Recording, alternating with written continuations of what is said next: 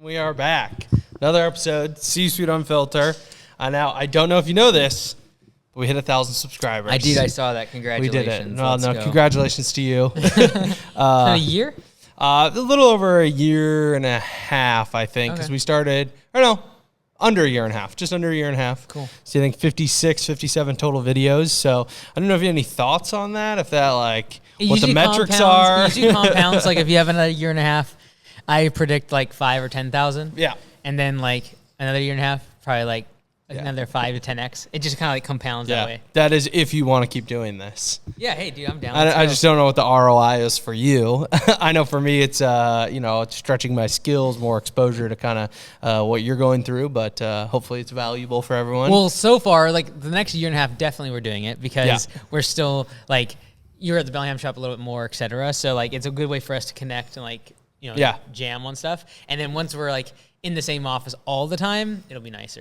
Yeah. Cool. Well, I didn't tell you what this is, but this was a gift from my friend Braden. Braden? Yes. Braden who? More? He is my friend who owns a marketing company locally. Oh, okay. So he got me these for my birthday, which was a month ago. I'm guessing a mug. But just feel free. Okay. That's hilarious. So we're branded now. Oh, that's so we got the C-Suite mug. So dude, it's official once you get a mug. Yeah, these are for the set. Yeah, dude, let's go. So I know, but I got the computer. I don't know. That works. We'll see. Okay. So we're official, man. Yeah, there it is. So thank you, Braden. There we go. Local? He got them through Canva. Yeah, that's funny. Yeah. So he just ordered the picture and sent them to you. That's so funny. Well, my logo's on Canva, so I don't know. But anyways, there we go. We're official. We're officially a podcast now. We have mugs and maybe merch one day. We've made it. Yeah, but thank you to everyone that subscribes, and we'll hope to keep going. So I have something completely off the wall for you, but I wanted to maybe get your thoughts and see what this looks like for other brands, maybe in the lawn care landscaping space. But have you seen any ads? I've been getting bombarded with these ads recently. Maybe it says something about myself. By Alt Fragrances, A-L-T Fragrances. Okay, yeah. So I'm not a cologne aficionado, so maybe you must have looked at something. My targeted ads must be saying I stink because I'm getting a lot of ads for this. And I've talked to some people that see ads for all of these knockoff fragrance brands. Right. So I wanted to talk to you about this because it's an interesting kind of thing that these fragrance brands are doing. So their whole thing is, hey, we want to be the David to big fragrances Goliath. Right. So that would be, Versace and all these big brands at Dior. I don't know them because I don't use those products. But these big brands that sell tiny bottles of perfume for $200, $300, $400, $500. There's just one really popular one that's been around for 200 years, which I'm like, how does that work? But it's $450 a bottle. It's called Baccarat Rouge. Well, this company Alt Fragrances, you can get it for them for $40 a bottle, and it smells the same as what everyone says. Now they're using different compounds, but it smells the same. There's tons of different fragrances that are high end that this company is basically mocking and selling at a discounted price. So knowing that information, what is your initial reaction to that? What's your opinion as a consumer, as a business owner? There are these big brands, legacy brands that have an expensive product, and now someone's making knockoffs. What's your reaction to that? They're only building the brand of the primary thing. Same thing with every other, Louis Vuitton, et cetera. Yeah, there's always knockoffs, but the thing is, the people don't realize it's not the quality of the bag; it is the brand image. And so, if you're trying to mock or trying to replicate someone, you're following them. You don't have any creative thought of your own. So Alt Fragrances will have no enterprise value. They will only be able to work on an arbitrage until they eventually get shut down, etc. So they're just working off of the fact that there are people that don't want to buy authentic goods and they want to have the brand logo and symbol of status. Right. That's what they're playing off of. But they have no intrinsic value. They're not worth billions of dollars. They'll never be able to be. In this, they might get a thin a margin. But it's yes, we are going to compete on price, and we have absolutely no brand value whatsoever. You're not worth anything. Yeah, but then it doesn't matter to, let's say, the average consumer that wants maybe status without having the money for status, so they can tell their friends like, "Oh, I smell like Baccarat Rouge." You've already lost the game of life if that is already where you're at. Well, and you and I are not the ideal consumers, which is why I'm confused. I'm getting these ads because I would never buy that kind of stuff. Like I've been wearing the same deodorant for 12 years. Really? I'm an Old Spice guy. Like just keep it simple, dude. That's hilarious. And I do have a scent I use, but it's like if I'm going on a date with my wife or going to like a wedding. I'm not a cologne every day. Are you a cologne every day guy? Not every day. Or like a spray? No, because I don't have cologne that goes in my gym bag, but I have deodorant. Yeah. That's all I need. Yeah. Usually. Yeah. Other people might say something different. Yeah. But yeah, like I try to, like if I'm cognizant of it. Yeah. Yeah. I'll put it on for like date night, weddings, like things like that. But there's deodorant and shower regularly. You also work at the shop though, Yeah. where like you're around a bunch of like guys work out in the field. It's okay to smell a little bit. Yeah. When you're in the office, the thing that I'm most conscious of is like if I'm leaning over someone and we're working on like a computer screen, I am within like 24 inches of them. So are you saying I smell? Because No, I feel like I'm pretty conscious of that. no, I'm not saying that. I'm just saying when you start working with people like in a confined office space, that's when I usually become a little more cognizant. You're more of it. self-aware. Yeah. So it's interesting you mentioned the handbag. So I pulled up this article. This is from allure.com, which I believe does more like beauty products and things of that nature. So I would consider them somewhat of an expert in this. And I know this is a total tangent for us, but it's just interesting. So they're specifically talking about this company, not alt fragrances. I couldn't find anything on them specifically, but I found this other one, Dossier. And Dossier is similar to alt fragrances. Hey, there's a bazillion of them. Yeah, there's tons of them. Dossier and alt fragrances are the bigger ones. Yeah. So they said Dossier's creations are not counterfeits. Counterfeit perfumes, like counterfeit handbags, explicitly mislead consumers by pretending to come from a brand with which they have no affiliation and are therefore illegal. God, so they changed the actual brand. They're just trying to say the product is the same. Exactly. But you just said they changed the compounds. Exactly. So that's where it becomes interesting. These brands can exist because, unlike logos or monograms, fragrance formulas are not protected by copyright. But you're saying they changed the compounds. Well, in theory, but this article, that's what I thought. But this article is saying that the fragrance formula is not protected by copyright. Got it. It's interesting. I feel like that's similar to, let's say, like Gordon Ramsay, right? 5-star chef or whatever. Like his recipes, are they copyrighted? Technically, no. But it's, do you get access to them? Can you make a good copycat recipe? It just comes back to, again, people are buying the $500 fragrance not for the smell. They're buying it for that logo on the bottle. Right. And if it says Dior, it says something else, like they're buying it for a certain stat. That buyer is concerned about that. So if you're saying that this knockoff has like the same product but different wrapping, that matters. Yeah. Right? It's the same thing as like, well, is Apple's phone really that much better than a $400 or $500 Android? Like that could be debated. Yeah. You know, is it really worth spending $5,000 on like a handbag? Well, when the knockoff is like $100. Yeah. Well, it is for the person that wants that brand logo. And who's actually the customer of the $5,000 handbag. Yeah. Yeah, I agree. So this paragraph goes on to say, so beyond the copyright, it says, plus they offer an attractive model to consumers by claiming a democratized fragrance through lower prices. Dupe brands position themselves as the David to Big Perfume's Goliath, delivering prized formulas to the massive without the brand or celebrity markup. Right? So it's interesting that they can get away with this. My question is, why can't these brands like a Baccarat Rouge, like Aventus Creed, like these high-end exclusive brands, why can't they copyright their formula? What would be your thoughts? I'm sure we could find that, but like, why do you think they can't?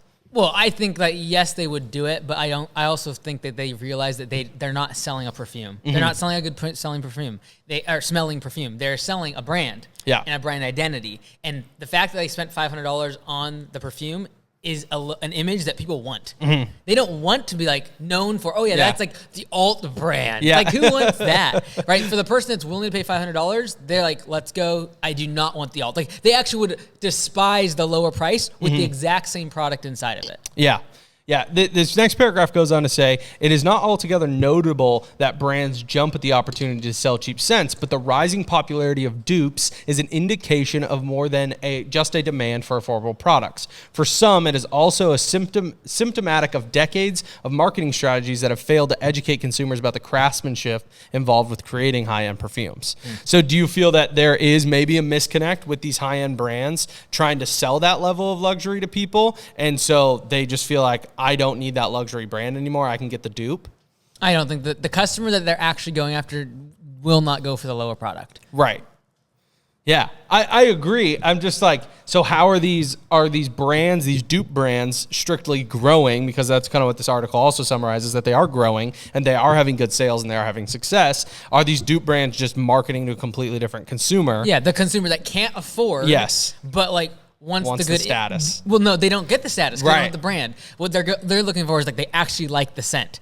I would argue that the scents between a $500 and a $50 cologne are indistinguishable from most people. Yeah. And so I don't think there's much of a market of people that like are trying to get this certain scent that is $500. Yeah. Getting it for 50. I don't think there's a huge Yeah. market for that, because I think the people that go for the 500 are simply the people that want the brand, and the person that goes for the 50 is simply going about which one smells the best. Yeah.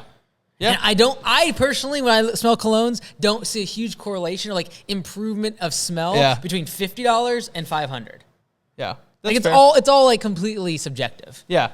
And this is But that's what brand is. Yeah, and this is a quote from an expert in the space. So I don't know what their title is.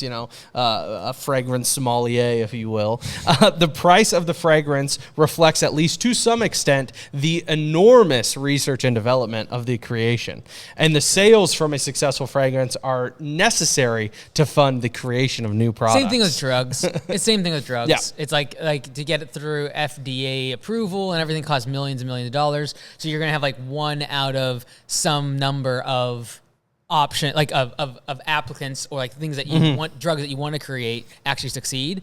So there is a level of truth to it, but still, like once you've created it, as long as you create the brand image, but like that creates, like you look at these brands, like they're a marketing company, right? They have in magazines, billboards, whatever it is, like they are a marketing company. Yeah. The same thing is true like with water and air. It's like a cheap resource, but like you can sell it if you just market it correctly. Yeah. So they're just marketing engines. Yeah. Yeah. It's interesting to look at. What about, let's kind of translate this over, because neither of us really care that much about fragrances or high-end perfumes, but let's translate it to maybe something that we've touched on a little bit before. You and I both like watches. So do you feel the same about like Rolex or Patek Philippe? These, you can't get a watch for less than $15,000, $20,000 from these brands. Would you say it's the same thing? Like the consumers of an actual Rolex or a Patek Philippe do not care about the knockoff. Like they're going to pay whatever. But you go on Amazon and you look up Rolex, there are $40 options that look like exactly like a Rolex. Do you feel it's the same philosophy that like Rolex, Patek Philippe are just a marketing campaign for high-end consumers? Let's be honest. The person that's willing to spend $15,000 to $20,000 on a Rolex watch instead of the knockoff that looks exactly the same and has the exact same utility and function, they are afraid of one question: is that real? Yeah. And if they cannot answer that correctly and accurately and say yes, they need the status. And so the worst thing that could happen is someone asks you, "Do you wear? Is that real?" And you say no. Immediately, all sorts of connotations and perceptions are about you. Yeah. And you're avoiding that by paying a $15,000 price tag. That's exactly what the difference is. So how do you feel about that as your social status increases, let's say, and your prowess in our industry as like an expert? How do you take that as your image? Like, are there going to be certain accoutrements you will add in terms of like, name brand watches, name brand shoes, things of that nature? Or you just not care? I personally don't really care about brands. Like for my clothes. Is what you're just in referencing? general. Yeah. Yeah, like, and then I just realized that some things are accoutrements. Well, like my watch, if the battery dies, I'm not going to get it replaced. Yeah. Like I am very aware that this is an accoutrement. Yeah. Like it just needs to tell the time. It needs to like make fancy noises and we're happy. Right. And so, I don't spend more than $100 on a watch. And I don't see a meaningful difference between $100 and $10,000. Yeah. In fact, a lot of those really expensive watches, I don't like the looks of them. Fair. I don't like Rolexes, dude. Yeah. I do not. I would rather wear this Fossil for like $70 than a Rolex watch for 15 or 20 grand. Yeah. Fair enough. We need to get you in a Patek Philippe. There you go. That one's $900,000. But I just feel like there's a watch on Amazon for $100 or $150 that looks very similar. Yeah.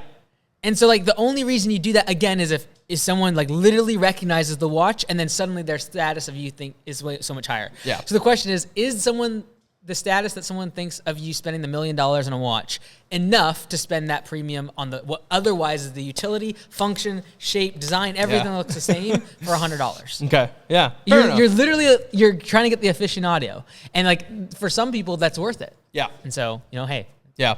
What about like, okay, let's I haven't made it that far. Yeah, fair enough. Let's switch from luxury accoutrements, if you will, to luxury consumables. Okay. How do you feel about like high-end dining, like high dining? Because you like to eat out at nice establishments and get high-quality food. There's nothing wrong with that. But like, who's the PR guy behind oysters? Like, why are oysters fine dining? Yeah, Because they're kind of slimy. I like them. I don't like oysters. But like, why are they so expensive? Why are they associated with fine dining? Like caviar. They are hard to harvest. To source, yeah. Right? And so that's one part of it. And like, but then in terms of fine dining, I would say again, like I'm not buying the food. If I'm gonna spend a lot of money, like anything more than $30 for a dinner, like okay, you're paying for the experience. Yeah. And so, or maybe like a good cut of meat or something like that. But like, I don't spend anything like same thing. Like if I'm spending over $70 to $90 on dinner, like that's a lot. Yeah. Cause like that should be like get me 2 entrees or like a steak and something or else. Or you're a sucker for a Brazilian steakhouse. Dude, yeah, but $70. Like $72. And you get a ton of meat. Yes, whatever you want. under $100. Like but it's still a lot of money. Yeah. And I still have to like reconcile my brain a little bit. But like good food, I still think is good. I give myself a little more leeway on that. Yeah, I agree with that. That's, you know, my wife and I, our philosophy is like we loosely budget. Like, you know, you and I have similar philosophies on that. Like, hey, I'm going to watch my money, I'm going to watch my spending, but I'm not going to track every penny. I kind of trust myself and my habits. But that's one thing I'm a little looser with is like food. Like if we can go to a nicer restaurant and get higher quality food, I'm going to do that. Yeah. Like it just, there's an experience. Yeah, you're just paying for the experience, right? So that's why if people have like the Brazilian steakhouse, they walk around with like the sword and everything. Whether it be if you go to certain steakhouses and like everyone's dressed nice and it's nice decor and there's music and there's a live person playing the piano, like all of that is the experience. The food could be the exact same. You slap it on another plate and you throw it inside of a Chick-fil-A and all of a sudden you expect it for, you know, a quarter of the price. Yeah. So again, all brand. All experience. Totally. That's where your markup is. Yeah, I agree with that. Do you feel that there is a disconnect? Oh, I just have to have a little celebration. Okay. We had a big problem at Copilot for the past few minutes, and it just got resolved. That's why I never have my phone when we're doing an interview. No, it's all good. I'm sorry, but I was waiting on it, and it is So, anyways, that was a win for the pod. Yes. Good. Oh, now we can take a breath. Oh, good. Man. I can't remember exactly where I was going, which is totally fine. But what would you say to the person that maybe wants those luxury items, experiences? Now I can focus. Sorry, Yeah, I was really distracted for the first bit. You've been great. So what do you think about this watch? Now you're going to sell me on the watch. Let's get this guy a watch. You're like, well, now that things are better. Yeah. What would you say to the person though that does maybe struggle with, like, they want that status, so they're going to get the dupe fragrances, they're going to get the fake watch and try to play off that they maybe have a higher status than they actually can afford? What do you say to that person? Go do it. Yeah. Like I'm all for you getting the nice car, the nice watch, but like go do it. Yeah. And so like that's the immediate thing that the perception people don't want to have is like when you have the fake, it means I want this and I do not know how to execute towards it. Yeah. That's what you're telling everyone. Yeah. Like I want this, I am here, I cannot get here. I am going to do what it looks on the outside as if I have made it. Yeah. And that is like a weak person. I'm just gonna be like straight. Like I could fluff it up. No. But dude, you are a weak human being. If you have to do that for status and you haven't done it. And I think any huge player, if they saw that, it's like a huge red flag to them. Is that like you are trying to be something that you are not, and you do not have the goods for it. You do not have you do not pack the punch behind it. Yeah. You know, all bark. No, is it no? All hat, no cattle. Like that will crush you for people that are like way above you. Yep. And so what would my message to them? Yeah, like what would you say? Save every dollar on the 10% discount thing that you're doing. Save every dollar and put it towards getting the skills to become and make enough money so you can go buy those things if you really want them. Yeah. And I have like there are people that really like cars. There are people that want to spend $1 million on a watch. And like to them, that's a win in life. And I'm like, let's go. I don't get that same warm, fuzzy feeling, but like if that gets you going, great. Yeah. But like trying to have that without putting in the work, you are a cheater. Yeah. Like if you want to admit it or not, you cheat. Yeah. And I would venture to believe that they do other shortcuts in life, trying to get the result without putting in the work. Yeah, fair enough. I think that's true. What about maybe the person that just like is okay with the dupe, with the fake? Like, should they just own it? Like, what are your thoughts on those people? Because obviously, if you're gonna do it, own it. Yeah. Don't be like this nice Rolex I got. Be like, laugh it off. Be like, yeah, this is a fake Rolex. It was $100. Looks just like that's what I would do if I was trying to fake something, or like I was trying to get something that was a knockoff. I just just play into it. Like, yes, this is fake. I like the look of the watch, so I bought it for $100. Yeah, it's a Rolex. Whoop-de-doo. Fun conversation starter, by the way, too. Yeah. And you could use it as a way to like make people like take the like a self-demeaning joke. Yeah. And so that would be potentially the move, I guess. Yeah. But I don't know. Like, why would you do that? Just get a watch that you like that looks good, isn't a Rolex, and like own it. Like, this is a Fossil. It's just $70. Dude, I'm a G-Shock guy. Dude, I know you've had that for a while. It's like $50. Yeah, dude, it works great. Good. Yeah, battery lasts forever. And I have two, so just in case anything ever happens, I do have that digital one. So let's go. Yeah, definitely. What are some? I know I've asked you this before, but since we're on the roll, like, is there a luxury item, a thing that you want maybe down the road that you'd like to like reward yourself with, or something that you think would be cool to have? I would say I don't look at things like status of physical things to like, I want this. Like, down the road, I would love to have X. Like, and the thought never crosses my mind. That's why it's actually like most people have a hard time buying gifts for me, because like I don't actually think about like I need to have this. I mean, I stopped. I used to get you stuff for your birthday. Now I just don't. I just say happy birthday. Well, and then the last one, they have me open up gifts at Commands, and there's like underwear, deodorant. I was like, oh my word. Yeah, I'm glad I wasn't there for that. Oh man. Anyways, like I know, like, it's not so much a status thing as much as like I know when I get this, I will have been like, I'll be 100 times. I'll have made 100 times more impact than I do now. And like my revenue and everything would have 100x, and as a private jet. Yeah. Like, I traveled the past 4 days. I hate it. Yeah. Like, it does we only have to do it every 3 weeks, but it kills me. Like, I hate, like, I didn't sleep much last night. Didn't sleep the last 3 nights before that. Yeah, totally. I'm trying to get all my meetings in all around, like doing the turnaround, traveling, being on a plane. You can't do video conferencing. So I would just love to have a private jet. Private jet with Starlink. Yeah, sure. Yeah, dude. And you know how much you know what Starlink costs per month on a private jet? No. It's like $10,000 a month. It's extremely expensive. Whoa. Oh yeah. And it goes up from there. Like, that's base. Whoa. Yeah. It's really, really expensive. So like, I think also I might down the road change my mind. I even want that. Yeah. Like, I just know that right now I hate the experience of traveling. Yeah. I hate dealing with all the people. I hate dealing with TSA. I hate dealing with grumpy people. Yeah. I hate dealing with all of that. Same. And it's not like it's just, it'd be so stupid to have that much money and actually spend it on that. Yeah. And like, if I had enough money, it would be one of those things like, okay, I have a problem.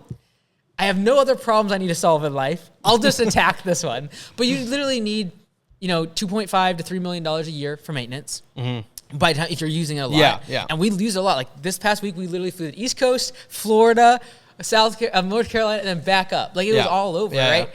So that would be like the weird, crazy, but I'm not like, I need to have a jet. Definitely not. No, yeah. I would only use it if like what we're currently doing is like where I'm flying all the time, and we could get like a big return on my time. Yeah. And supposedly you need to be making about $12 million a year in profit, like take home pay, in order for it to make sense of time savings. Okay. So when I cross that, it'll be a matter of like, okay, now can I make sense of it from just like, okay, I save more time. I can get this done instead of 4 days, I can get it done in 2. Then it starts to become a conversation. But at this point, it's not like on my radar. But that's definitely something I would like to have. So earliest timeline, I ran some numbers in my head, 4.5 years. 4.5 years we'll have a jet? No.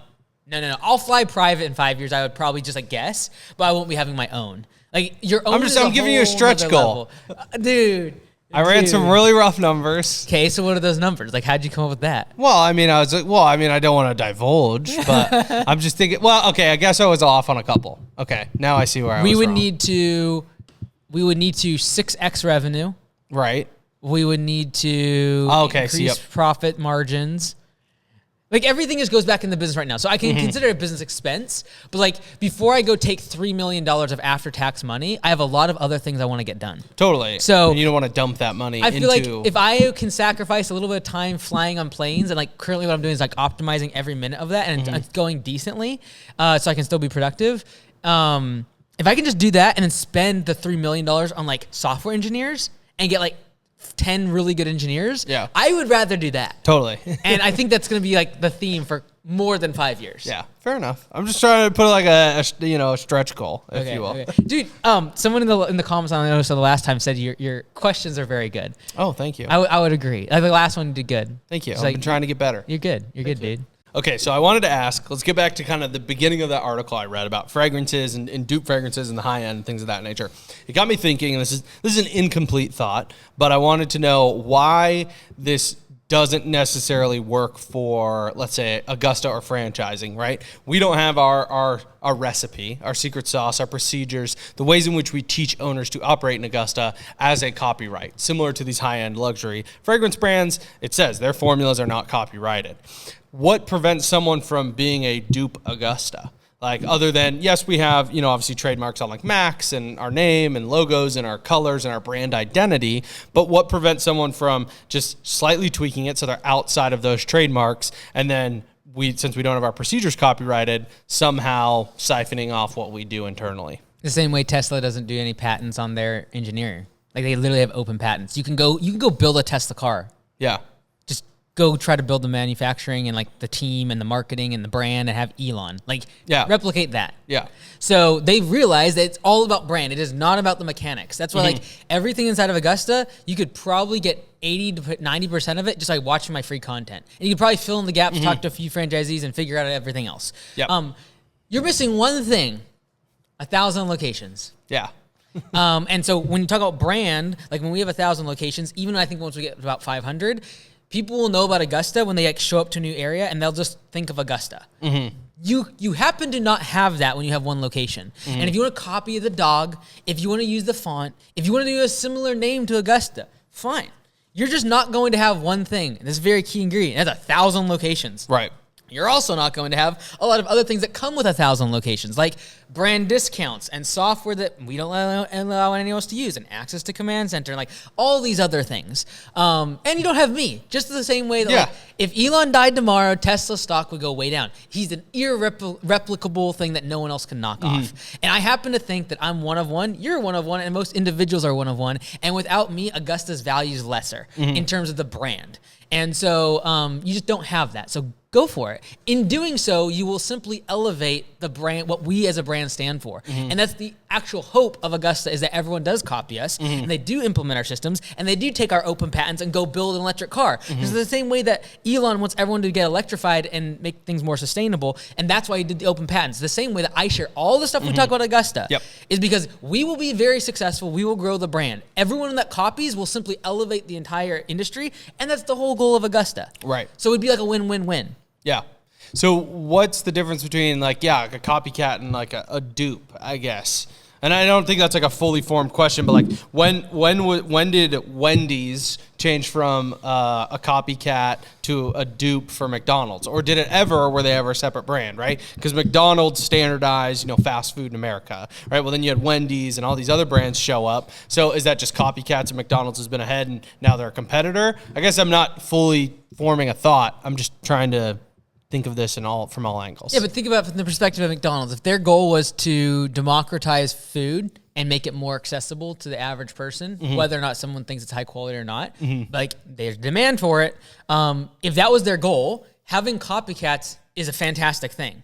Our goal at Augusta is to change the level of professionalism in the industry. That happens by having more copycats. So I'm thrilled when there's copycats. Cool. Don't touch my trademark, because I'll come squat and I'll give you a little bit of my mind, because I'm protecting the owners around you of course. inside of Augusta Nation. However, outside of that, copy us. Go for it. That's the whole mission of what we're trying to achieve. I happen to believe you won't listen to me until you are competing with us, until we have enough locations and we have a brand image. No one copies some random handbag. They go after the $5,000 one with all the brand cred. Right. I want that. I want to become the $5,000 shopping bag, handbag, that everyone wants to copy. And by doing that, hopefully the industry improves. So it's like, for us, it's part of the recipe and we want it to happen. Just don't touch certain parts, like the trademark stuff. Yeah. But like, I want you to do P for Pete. I want you to have a great website. I want you to be able to have automations. I want you to have credit cards. Like all the stuff we talk about, I want you to do it because it'll help the whole industry. And that's like the whole reason Augusta exists. Yeah, and if Augusta's like high-end luxury, maybe we could have like a fashion week. Or something. I was thinking like, no, just fashion week. That's it. And like, what are we going to do in fashion week? I don't know. That's what high-end brands do. And you got all these celebrities to line the runway. We get a bunch of people in yellow and dog suits. Okay, and, all right. I don't know if Augusta would be necessarily the catwalk type of folk, but I think I could name a few franchise owners that are, Kevin Fairburn. He'd love to do it. He'd crush it. The bearded look. Yeah, there's a few that would crush it. Oh, man. So, all right. yeah. As Augusta grows, so here's a thought I had, because you alluded to this on the last pod, and maybe we can talk about it depending on what you want to share. But we are potentially bringing someone else on, kind of towards the top, if you will, at Augusta, to offload some of the work that I'm doing, some of the work that you're doing, some of the work that Liz is doing. It feels that maybe there are bottlenecks to accelerated growth because of restrictions at the top. So we're bringing someone on. That's what you feel is best, and I agree with you. So what was the tipping point to make that decision to offload some of our tasks to this person? Is it strictly for long-term growth? Is it, what's the reasoning behind that? Yeah, so at acquisition.com, basically I realized, everything becomes a who problem. So it's like, okay, I want to grow Augusta to 1,000 locations. What's preventing me from doing that? And I have like all this list of things I need to get done. Like I need to improve the training. I need to do this. And all those things are true. But when I talked to Alex and he asked certain numbers and he said, you're allowing people to leave without any penalty and they can take their customers and go and keep doing their own thing. How many people have done that? Like, how many people have left Augusta and taken their customer list with no penalty and just gone and started, Billy Bob's Lawn Care? I said none. Like, there's been one that we kicked out, and they're still in operation. But we were all in agreement that we need to kick this person out. Yep. But when he heard that, he said, you need to can. This isn't a direct quote, but it's along the verbiage. Yep. You need to can your emotions and sell. And so what I determined is, okay, I need to sell, but I also do have this list of things I know that needs to get done to improve the experience. And you make the unit economics of Augusta locations abhorrently good. And so we're kind of taking this two-prong approach, which is right now we have never sold Augusta. We've never run ads. We've never promoted it. Never. Literally, you don't hear me talk about it. This is what sells the branding. Literally every single location. Yeah. So, when they hear that, they're like, you need to can that emotion and look at the data and realize you were providing value to people. And that needs to be recognized first and foremost. And then yes, you can hire people to knock out all these things you want to get done from a technology standpoint. And one of the things is I want much better service for the owners, especially the ones that are struggling, but also just in general, we have a lot of really good people inside of Augusta Nation. And that's fantastic, and I love all of them. The issue that arises from that is they have ideas that could potentially be seen as criticisms that they don't want to voice. And from a leadership perspective, I require the leaders to be able to push back on me. Yes. From an owner's perspective, inside of Augusta Nation, it can be intimidating sometimes to come to me directly on, say, a mastermind, which they can, and some of them do. Yep. But I understand that if you have 500 owners logged onto a live stream with me every morning and you present the idea, or it could come across as negative, that there is a negative push against that person. Yeah. I don't think for the vast majority of people, because they've seen how I react when there is negativity, we act on it, we act very quickly. It's very, very, I take action on things very, very distinctly. However, it's still not going to take away from the person that is a nice person and just doesn't want to ruffle feathers. And so I need someone to literally be reaching out to people and being proactive about hey, I saw this, is there something you think that could be improved? Is there something we could do to help support you more? And really be on the offensive in terms of helping the owners.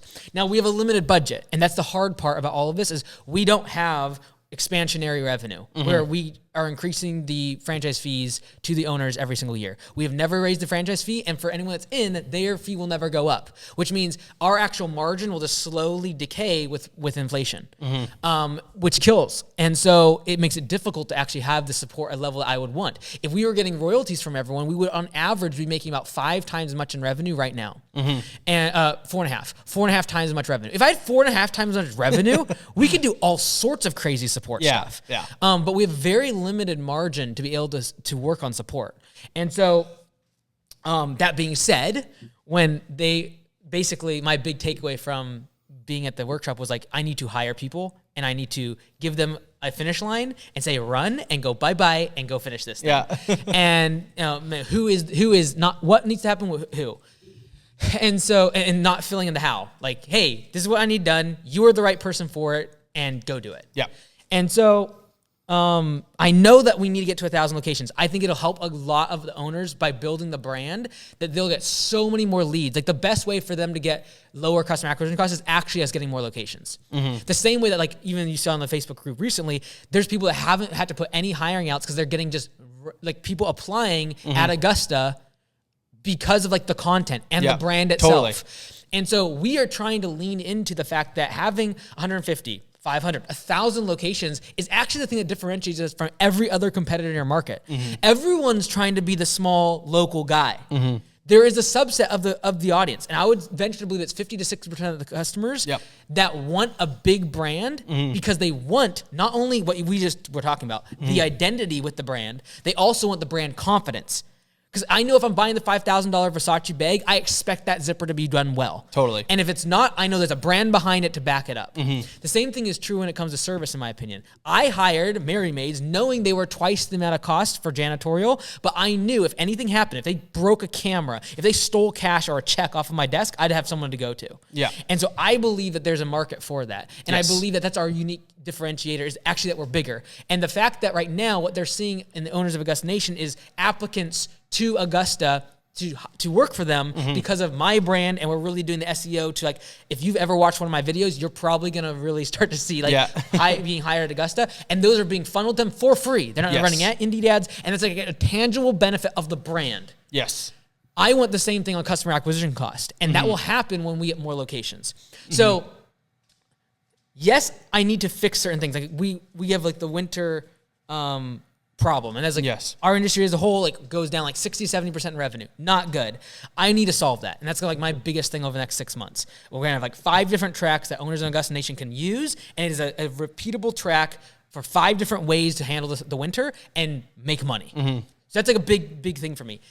On the flip side, I can't be like, okay, well, for the next 6 months, I'm not focusing on selling. Because like selling more locations is what builds the brand and allows that to, in the long term, like I can't focus on the short term so much that the long term real, like the heavy hitter is ignored. And so your role needs to be selling. Yeah. And we've already talked about this. Yes. Like, but like, to everyone watching this, it's new. And that is like, a lot of the service side is going to be delegated to someone else, and then their full-time position will be to help owners. And so it'll be owner success manager. We don't like to call them customers. So usually you'd say this as CSM, customer service manager, or customer support, customer success. We're calling it owner success manager, OSM. And so their role will be like surveying, reaching out to owners that are struggling. Like every single day, there is owners that are having a big issue. We have 150 locations. That will only continue. Because if one person has one problem every year, that is basically one per working day. And so right now, a lot of that falls on you, falls on Liz. It can even get up to me sometimes when we just need a dedicated person to doing that. Instead of when those problems arise, we have 5 other things we're supposed to be doing and we can't do it well. And so I want to be proactively reaching out to owners and be like, hey, what can we improve? Do you want to see this? We can get better ideas if people actually give some critical feedback. And so we want to like smoke it out and like be proactively reaching out for it. And we've tried like the masterminds, people can submit yellow slips for Command Center. They can submit feedback from the forums, but like, I know that if I just hire someone to go get that information and pull it out of them, get them on a phone call when they're in struggle, that would be the goal. I have to be very careful with our margins because we don't have expansionary revenue and we're not going to raise the price of the monthly cost to the owners. And so I have to be careful long-term where that goes because it costs, we dig a big trough in the winter with Command Center hiring gazillions of people and all the investments that we're making. So I just have to be careful. And that's the fine line we're walking. And so do we want to talk about who that is? I'm fine with that. I can hold off on a couple days to release this. Yeah, you just have to wait till Saturday. Okay, then I'll post it Monday, or I'll have it post on like Sunday. Saturday's fine. That's fine. Saturday, as long as Augusta Nation knows first. So, it's gonna be Nick Reed. Nick Reed started. Bravo. Yeah, let's go. He's still gonna have his own location. Yes, and he's got a general manager in place to run it. It's been profitable from his first year. He's decided to keep it around, inside of that like $300,000 to $500,000 marker, and it's profitable. And so he will probably work there like an hour or two in the morning just to help them get started for the next several months. And then merge over to his team member that's already worked for him for like 3 or 4 years and wants to take on general manager, and then eventually move to Florida in like 5 years and start his own location. So it's kind of a perfect thing for his GM, etc. So that was a big thing for me, is like making sure he was solid at his location and he was still in your I think it'll be really positive having in the leadership team an owner. Like he actually has an ownership. I have an ownership. You have a coaching and like a pulse on a ton of owners. Liz has command center, but to have an actual person like that is not me, ownership in leadership team will be positive things. And then furthermore, he's the only person that has gone from working the field. He missed a couple other steps, so estimator and GM. He didn't ever hit that. He went from working the field to owner, and then now we'll be on the corporate side of things, helping the owners. And so I think it'll be helpful for owners to be able to talk to someone who has been an owner and feels their pain and knows what they're feeling through from their perspective.